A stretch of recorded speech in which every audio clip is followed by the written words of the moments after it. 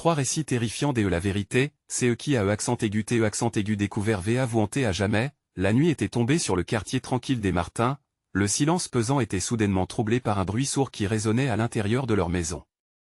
Émilie, réveillée en sursaut, sentit son cœur s'emballer. À cet instant, tout semblait possible. Était-ce un cambriolage? Un effondrement? L'angoisse l'envahit tandis qu'elle se levait, ses mains tremblantes glissant sur la mauvaise lumière de son téléphone. En s'approchant du bruit, elle remarqua une vieille armoire, poussiéreuse et oubliée, qui semblait avoir été déplacée. En l'ouvrant, une obscurité glaciale se dégagea, révélant un passage secret. Ses entrailles se nouèrent à l'idée que ce qu'elle découvrirait là pourrait être bien plus terrible qu'un simple cambriolage. À l'intérieur, des journaux jaunis évoquaient des disparitions d'enfants, des témoignages d'amis disparus. Le cœur d'Émilie se mit à battre à tout rompre. La lumière blafarde de son portable se heurta à des articles au titre glaçant, « Enfants disparus, le mystère persistant ».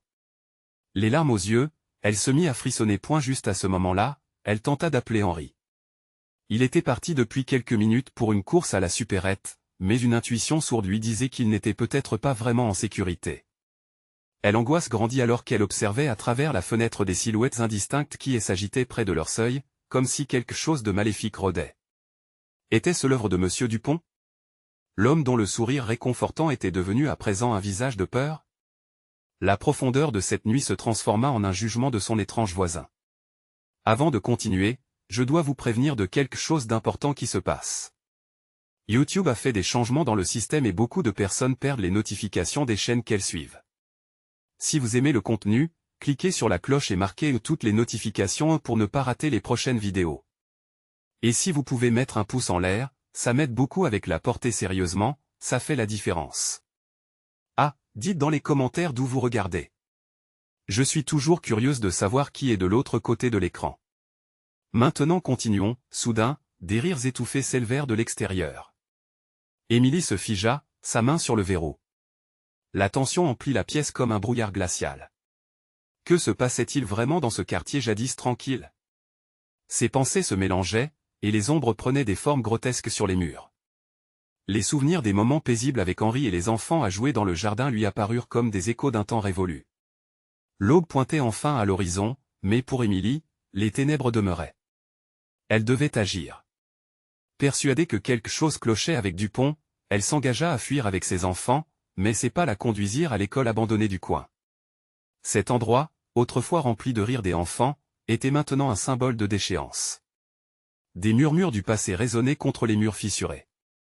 Émilie avançait, les mains moites, le souffle court. Lorsqu'elle peste qu'elle pourrait trouver des réponses ici, une lourdeur s'installa dans son cœur. Le calme auquel elle espérait accéder était devenu la promesse d'une terreur inéluctable. Chaque pas la rapprochait de la vérité, une vérité qui risquait de briser sa famille à jamais. Les ombres, maintenant plus proches qu'elle ne l'avait jamais été, semblaient se moquer de son désespoir. Une question obsédante résonnait dans son esprit, le véritable danger était-il vraiment Monsieur Dupont, ou l'inquiétude sourde d'un quartier plein de secrets? Émilie avança lentement dans le couloir de l'école abandonnée, ses yeux s'ajustant à la pénombre ambiante. L'odeur du moisi et de hélège régnait, et chaque crépitement sous ses pas la faisait frémir. Elle s'interrogeait sur ce qui avait bien pu se passer ici.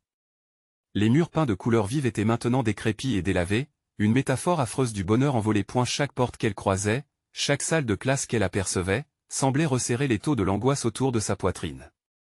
Elle se souvenait des histoires que les enfants racontaient à propos de cette école, des légendes urbaines qui évoquaient des esprits d'enfants perdus hantant les couloirs, attendant les visiteurs pour partager leur triste sort. Émilie secoua la tête, tentant de repousser ses pensées. Elle devait rester concentrée. Soudain, un bruit métallique résonna dans la pièce voisine. Émilie se figea. Était-ce Henri? Non. Il était parti faire des courses. Des coups, un cadenas qui s'ouvrait peut-être, ou, le souffle court, elle se décida à s'approcher.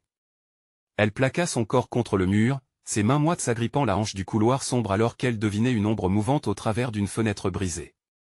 L'adrénaline s'accéléra dans ses veines. Qui pouvait bien être là? Émilie se rappela des disparitions, des histoires qui tourbillonnaient. Si quelque chose de maléfique se cachait derrière ces murs, elle n'en sortirait pas indemne. Avec une détermination sourde, elle pivota en direction de la pièce d'où provenait le bruit. Elle poussa la porte lentement, craignant le grincement. L'éclairage lunaire filtra à travers une fenêtre brisée, projetant des motifs étranges sur le sol poussiéreux. Son regard se posa sur un objet sur un bureau, une boîte antique ornée de gravures sinistres. La curiosité l'envahit malgré la peur qui niaouait son esprit. Qu'il s'agisse de la clé des mystères de ce lieu oublié, elle hésitait à glisser ses doigts sur la surface rugueuse. Un nouveau rire, aigre et enfantin, perça le silence à l'extérieur, la faisant sursauter. Émilie recula brusquement, le cœur battant à tout rompre. Un champ de visions grotesques s'insinua dans son esprit, des enfants enjoués, mais avec des expressions vides, hurlant des chants et angoisses qui résonnaient comme des pleurs funestes. Des larmes commencèrent à rouler sur ses joues, mêlées à la terreur qui bouillonnait en elle. Elle se retourna pour partir, mais derrière elle, un des murs s'ouvrit dans un grondement sourd. Une silhouette se détacha dans l'ombre, un visage familier, c'était Dupont. Son sourire était là, mais ses yeux brillaient d'une lueur maléfique, une lumière d'avidité et de convoitise. « Tu ne devrais pas être ici, Émilie » murmura-t-il d'une voix traînante. La peur gagna le dessus, l'envahissant comme un océan de désespoir. Elle fit un pas en arrière, mais le monde autour d'elle semblait s'effondrer. Alors qu'elle tentait de fuir, elle se rendit compte que sa route était bloquée. Chaque chemin, chaque sortie semblait cadenassée par des forces invisibles. « Pourquoi es-tu ici ? Que as-tu découvert » demanda-t-il d'un ton narquois. De cette question, un frisson d'horreur lutta pour prendre racine dans son esprit. Émile réalisa alors, dans un moment de lucidité tragique, que les enfants disparus leur sort serait le sien si elle restait. Seul un cri perçut le silence mortel, alors qu'un brouhaha extérieur grognait. Les rires des enfants se faisaient plus forts, plus menaçants. Émilie, avec la peur nouée dans la gorge, se préparait à affronter l'obscurité. Que se passerait-il si elle n'échappait pas à cette rencontre avec Dupont ? Les murs de l'école semblaient se resserrer, la capturant dans un piège de terreur. Alors qu'elle se tenait là, désemparée, la réalité du quartier s'éclaira à nouveau dans son esprit. Que cherchaient vraiment ces enfants perdus ? La prochaine vérité qu'elle découvrirait pourrait bien la détruire à jamais. Désormais, chaque ombre fourmillant autour d'elle était suspecte, chaque bruit porteur d'un mal encore invisible. Émilie était au cœur d'un mystère qui promettait de révéler des secrets bien plus sombres. Et dans cette scène de cauchemar imminent, une autre question effroyable se posait, était-elle encore en vie ? Émilie respirait lentement, l'air chargé de poussière et de peur la suffoquait. Avec Dupont devant elle, son cœur battait avec une intensité sauvage. Chaque mouvement de son ancien ami semblait buller d'une énergie malsaine qui l'attirait irrésistiblement tout en lui répulsant. « Tu ne devrais pas être ici, Émilie » répétait-il, son sourire s'élargissant dans une grimace provocante. Elle recula lentement, la perpétuelle lueur lunaire soulignant les traits tordus de son visage. Comment avait-elle pu croire qu'elle était en sécurité dans cette école ? Les rires résonnaient, plus proches maintenant, se mêlant à des chuchotements indiscernables.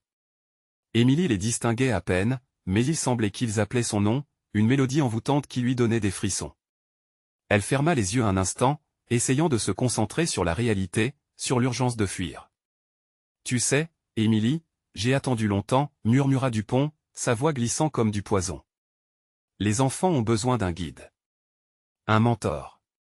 Et je pense que tu as beaucoup à apprendre ici. » Une vague de panique la submergea.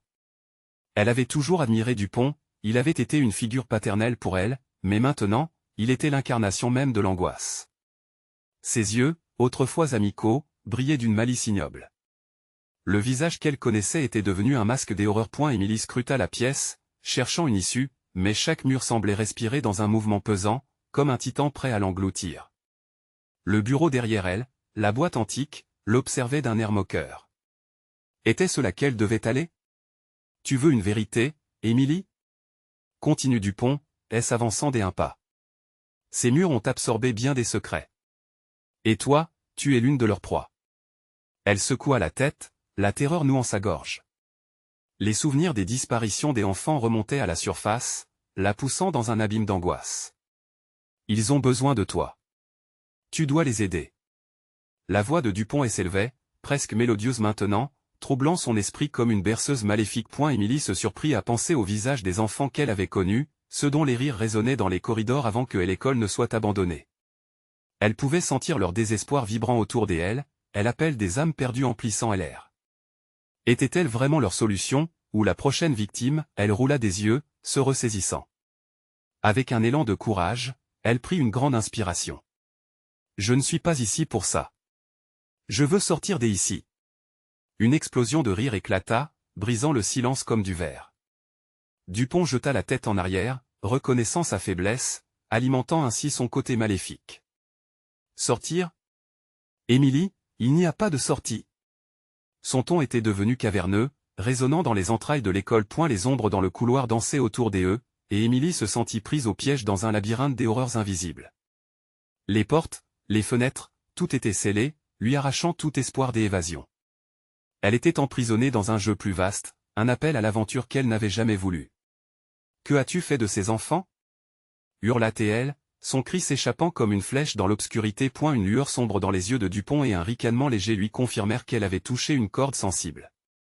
Tout ça, ce sont des expériences. Des découvertes. Ils sont ici, Émilie. Juste un peu, perdu. Mais tu peux leur montrer le chemin. Dans un frisson fébrile, Émilie se pencha en avant, déterminée à détruire sa peur.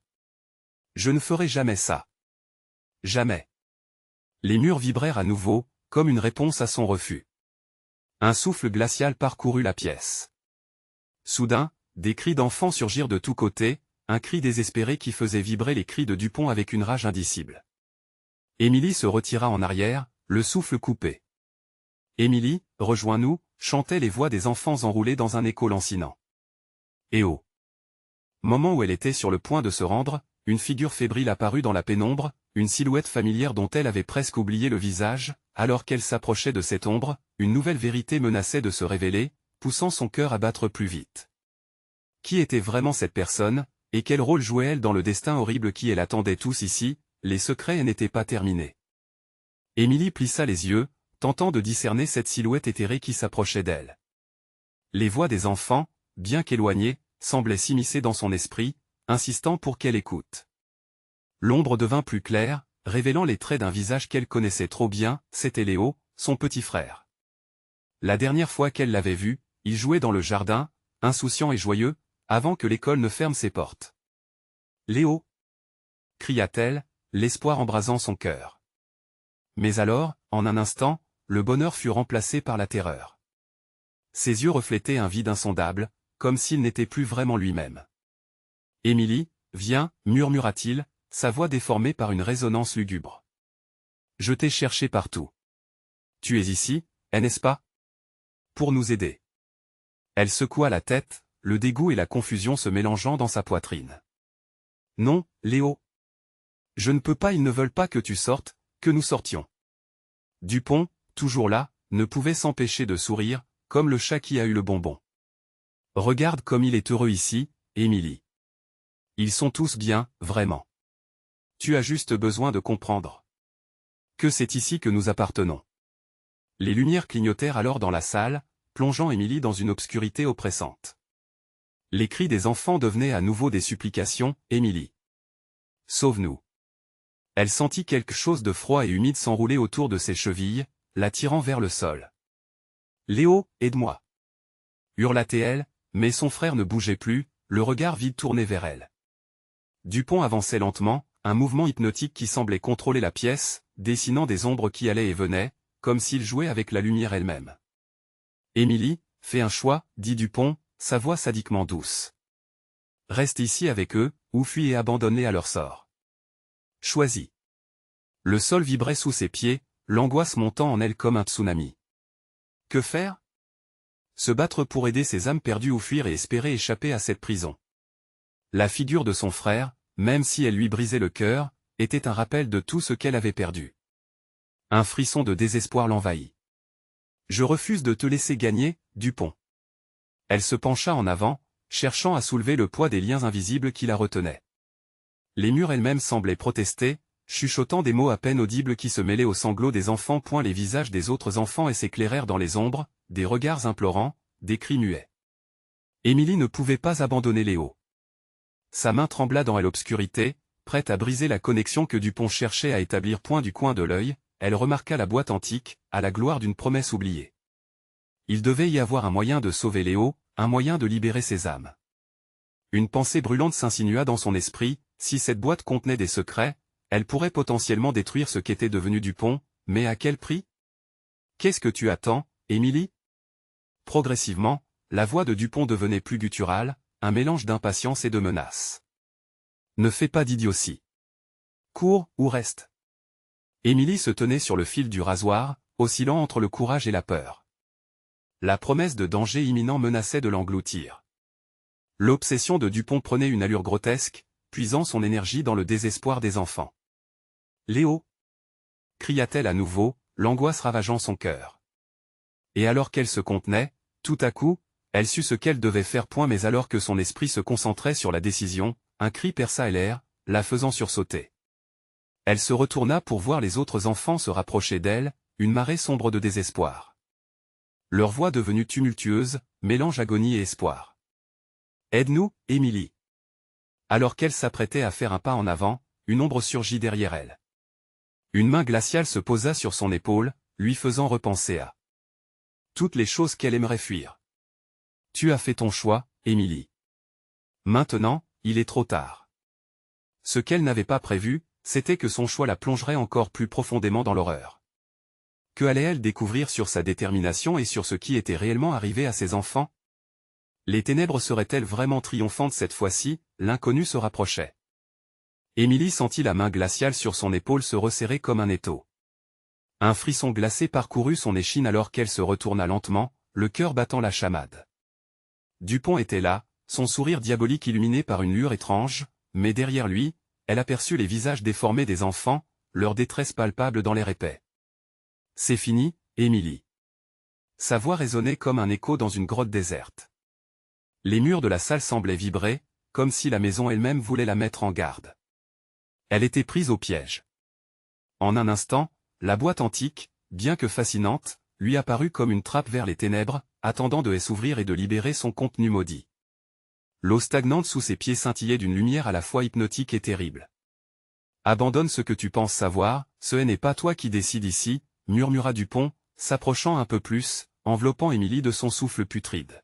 « Non. » hurla-t-elle, sa voix résonnant comme une sirène dans la nuit. Elle balaya la pièce du regard, désespérément à la recherche d'une issue. Léo, son petit frère, restait immobile, son expression figée entre la tristesse et la désolation, comme s'il était devenu un prisonnier de ce cauchemar. Les enfants se rapprochaient, avançant en une vague morbide, leurs yeux pleins de larmes non versées. Émilie pleurait ils ensemble, mais leur voix formait une mélodie désaccordée, un chant de supplication qui déchirait le cœur de leurs frères et sœurs. « Aidez-moi à sortir d'ici » cria-t-elle, son souffle se faisant court. Dupont s'arrêta, ses traits se durcissant. « Sortir ? Mais il n'y a pas de sortie. C'est devenu notre foyer, et bientôt, toi aussi, tu t'y feras. » Elle plongea ses yeux dans ceux de Léo, brisant le sortilège. « Léo, viens avec moi.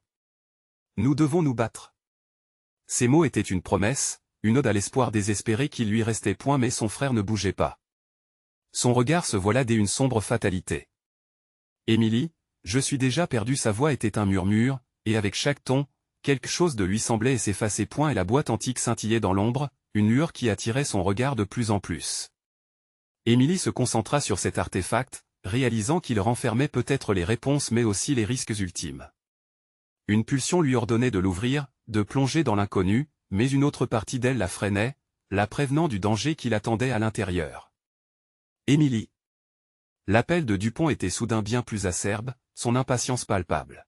« Choisis, nomme ton destin. » Dans un élan de liberté, Émilie décida d'agir. Elle se mit en mouvement vers la boîte, sa tête pleine d'une énergie nouvelle, une rage de vivre. Alors qu'elle tendait la main, le sol en dessous s'ouvrit dans un craquement sinistre. Un abîme noir se révéla, prêt à l'engloutir. Les cris des enfants résonnaient plus fort, comme si l'obscurité elle-même était leur cri de désespoir.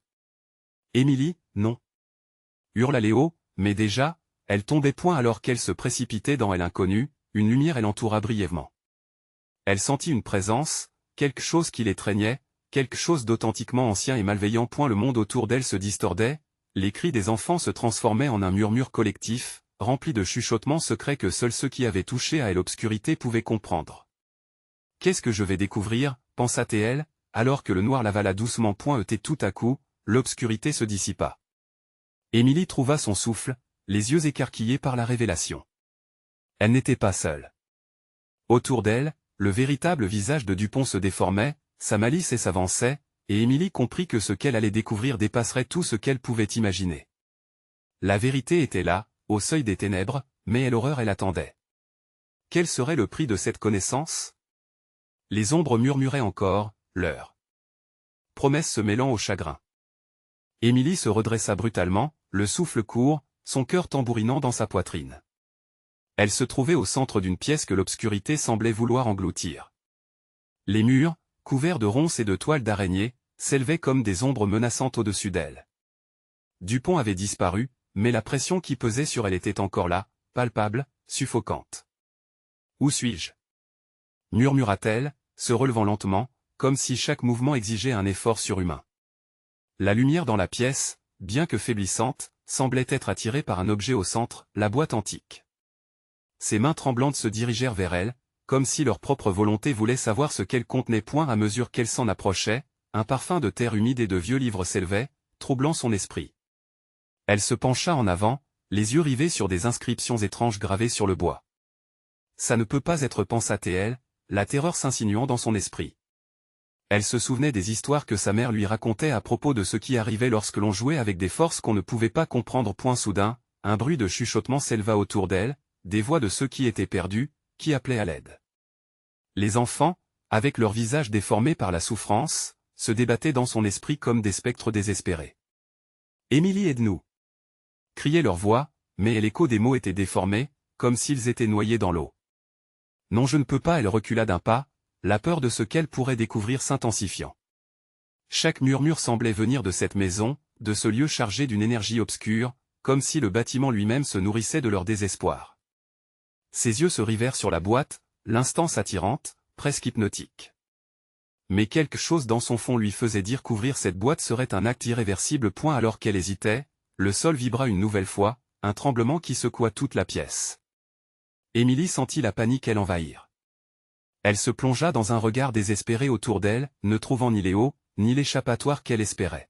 « Je veux sortir d'ici » hurla-t-elle, mais sa voix ne résonnait qu'entre les murs, capturée par l'écho de sa colère. Et la boîte brillait, comme si elle avait une conscience propre, pulsant dans l'obscurité. Émilie, dans un dernier élan, s'approcha à nouveau, la main tendue. Avant qu'elle ne puisse la toucher, une ombre massive émergea, prenant forme derrière elle. Une silhouette informe se déployait, s'élevant vers le plafond, ses yeux flamboyant des lueurs de flammes destructrices.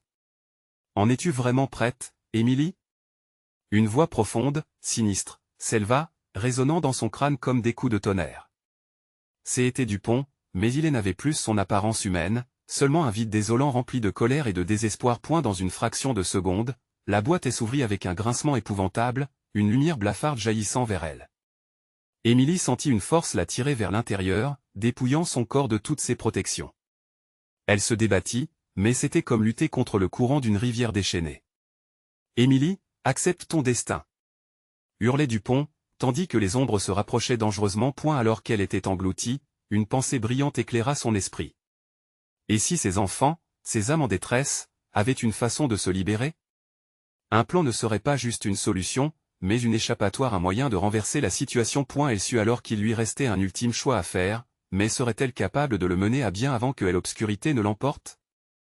Les murs vibrèrent à nouveau, un grondement menaçant accompagnant sa chute dans l'obscurité. Une question tourbillonnait dans son esprit, quel serait le prix de la rédemption, et serait-elle à la hauteur de ce défi? La lutte pour la survie d'Émilie venait de commencer, mais dans cette obscurité, les vérités cachées n'étaient pas tant à découvrir qu'à endurer. Que doit-elle sacrifier pour libérer les âmes piégées et sauver son frère?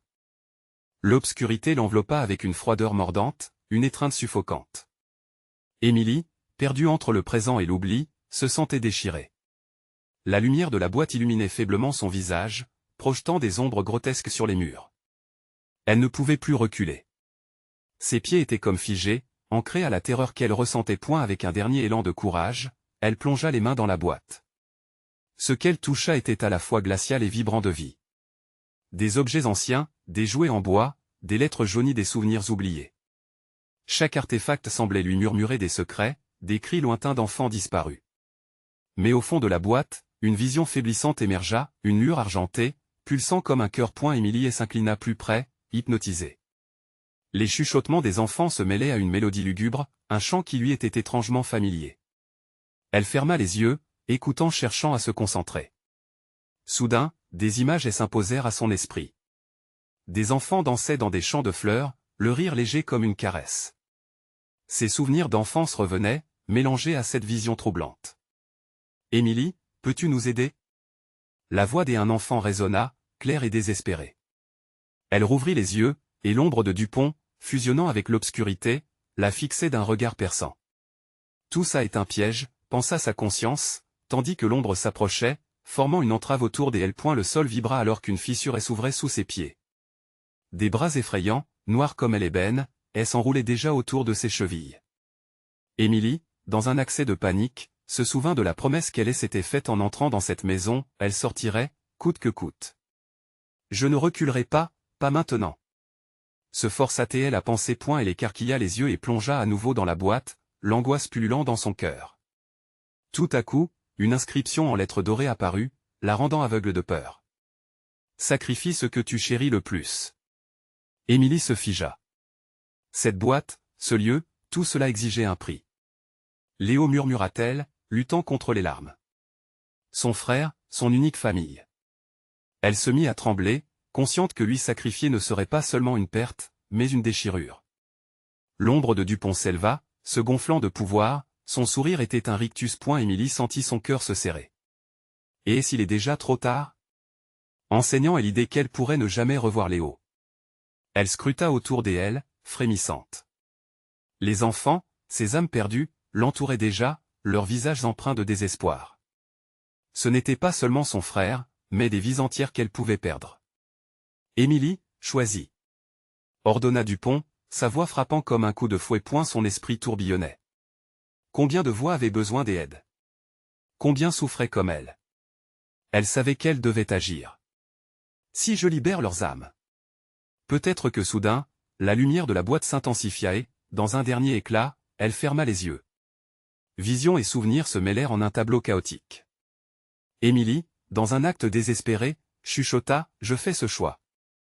À ce moment-là, une explosion de lumière fusa autour d'elle, la plongeant dans l'abîme, et dans cet abîme, une voix murmura « Ce n'est que le début, que se passera-t-il lorsque tout sera révélé ?» Émilie saura-t-elle vraiment ce qu'il lui en coûtera pour faire face à la vérité terrifiante?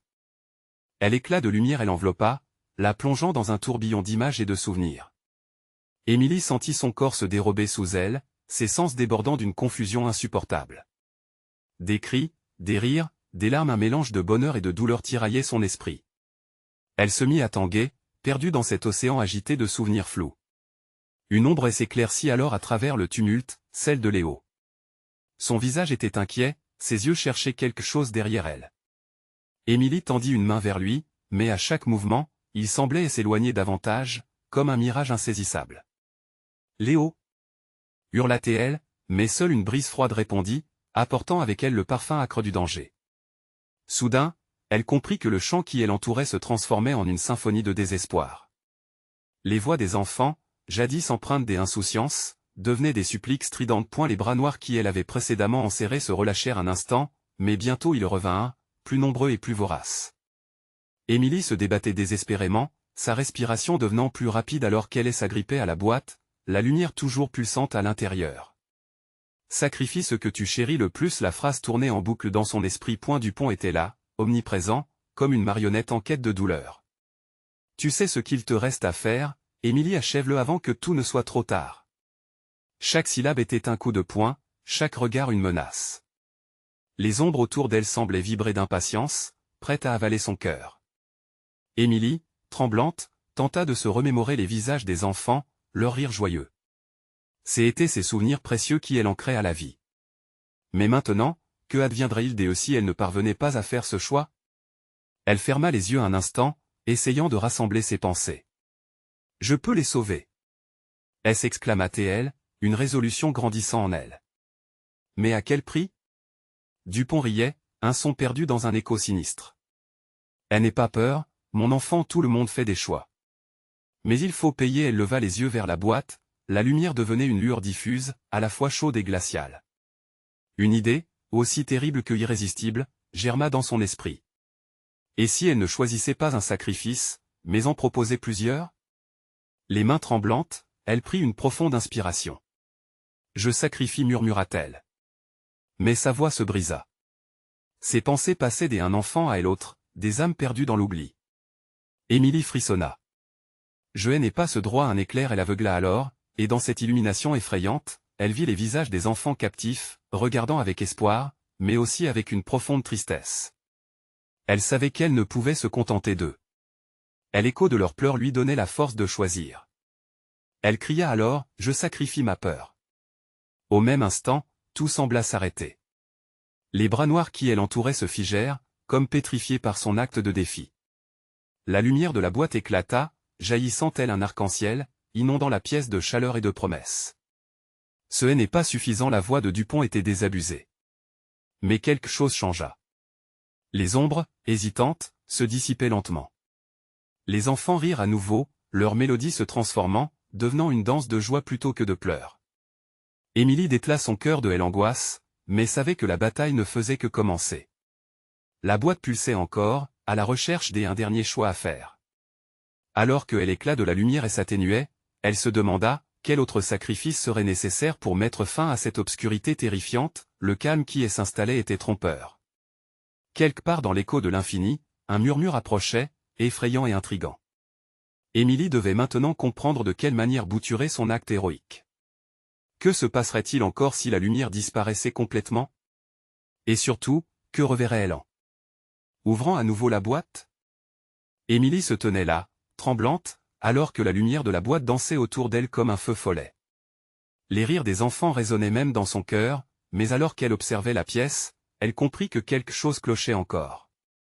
L'éclat chaleureux qui l'avait enveloppée devenait peu à peu une ombre glissante, et la gaieté des enfants se muait en un murmure effrayant, comme un écho de malheur. Que dois-je faire maintenant? Se demanda-t-elle, sentant la pression d'une décision imminente. Les bras noirs, longtemps figés, reprenaient vie, ondulant dans l'air comme des serpents affamés. Émilie se mit à reculer, le cœur battant, réalisant que la boîte avait absorbé son sacrifice sans vraiment le reconnaître. Cela aggravait son angoisse. Dupont, avec son sourire diabolique, réapparut devant elle. Sa silhouette se découpait dans la lumière vacillante, une ombre familière, mais également terrifiante. Tu vois, Émilie, croire que le choix est fini, c'est se tromper lourdement. La peur peut se nourrir de nombreuses choses. Il s'avança, la voix douce mais pleine de menaces. Que vas-tu céder maintenant? Un frisson la parcourut. Émilie avait ressenti cette lumière réconfortante tout à l'heure, mais maintenant elle commençait à l'écraser, comme un poids insupportable. Sa vision se brouilla, et elle se retrouva à genoux, le souffle court. Elle entendait de nouveau les enfants, de plus en plus faibles, appelant à l'aide, leur innocence détrempée par une terreur réveillée. Je ne peux pas te perdre, murmura-t-elle, relevant la tête. Ne partez pas. Elle appela leurs souvenirs, leurs visages pâles dans les ombres. Émilie avait sacrifié sa peur pour eux, mais que pouvait-elle donner de plus? Elle pensa à sa maman, à sa grand-mère qu'elle avait perdue, à chaque être qui lui avait été cher. Un cri l'arracha de ses pensées. Un enfant, une petite fille aux cheveux blonds, se tenait devant elle, pétrifiée, au bord des larmes. Émilie frissonna à la vue de son visage. Je peux le faire, je peux les sauver, je dois. Sauver? Ricana Dupont, ses yeux brillaient d'une lueur malveillante. Mais que sais-tu vraiment du sacrifice, ma chère Émilie? Il tendit une main, faisant flotter des images autour d'eux d'autres enfants dans des situations terribles, acculés par les ténèbres, leurs cris déchirants se mêlant à sa voix. Sacrifie le bonheur, sacrifie l'amour, ou bien même sacrifie leur mémoire. C'est cela le prix à payer. Les bras noirs se refermèrent à nouveau, comme une vague de désespoir et d'angoisse dont elle ne pouvait s'échapper.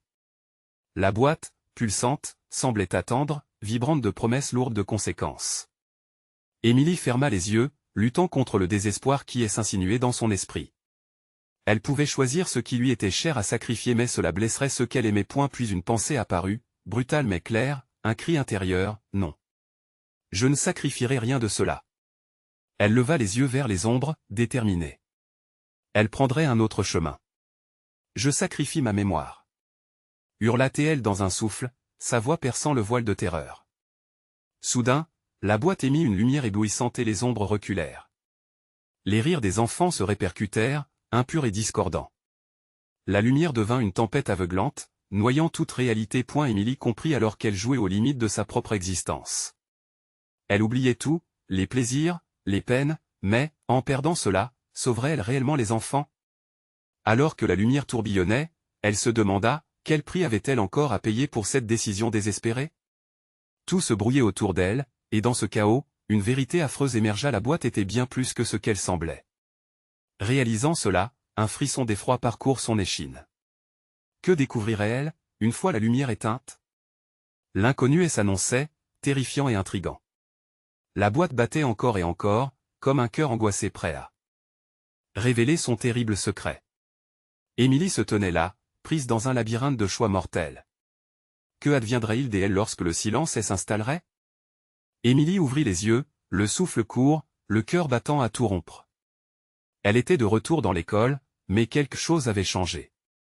La boîte antique brillait d'une lumière éclatante, émanant une chaleur rassurante qui la réconfortait à ce moment critique. Les murs désolés semblaient vibrer, comme s'ils attendaient la décision qui s'annonçait. Elle se leva avec peine, sentant la morsure froide des ombres tout autour d'elle, comme des ondes d'un océan noir. Dupont était là, tel un spectre, ses yeux obscurs rivés sur elle. Mais, cette fois, Émilie était différente. La peur qui paralysait son être commençait à s'effriter, remplacée par une détermination brûlante. Émilie, choisie, chuchota Dupont, son sourire tordu comme une invitation vers le désespoir. Mais Émilie se tenait droite, ancrée dans sa résolution. Elle n'avait plus peur. Je ne sacrifierai rien de ce qui m'appartient. Je ne sacrifierai pas leurs souvenirs, pas leur bonheur. Je suis ici pour vous libérer, enfants.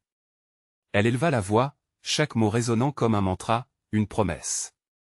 La lumière de la boîte scintillait, illuminant son visage déterminé. Les ombres tremblèrent, hésitantes face à son courage. Émilie s'avança vers la boîte, sa main tendue avec l'inclination de dévoiler les mystères qu'elle avait tant redoutés. Elle devait agir, sans regret, prête à affronter la vérité. Dans une impulsion dévastatrice, elle ouvrit la boîte d'un coup sec. Une explosion de lumière jaillit, inondant la pièce de lueur chaude. Des cris joyeux de rire des enfants remplirent l'espace, comme un chant des espérances retrouvées. Les ombres se reculaient, battues par la lumière croissante.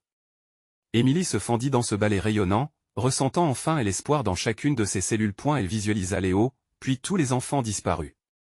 Léo, appela-t-elle, le cœur vibratoire avec l'espoir qu'il l'entendrait. Soudain, au milieu de la lumière, il apparut, une ombre familière parmi le chaos. Émilie. Son cri transperça l'obscurité, son regard était désespéré mais infusé d'un éclat de joie éphémère. Je suis là, Léo, répondit-elle, sa voix inondée d'une chaleur protectrice.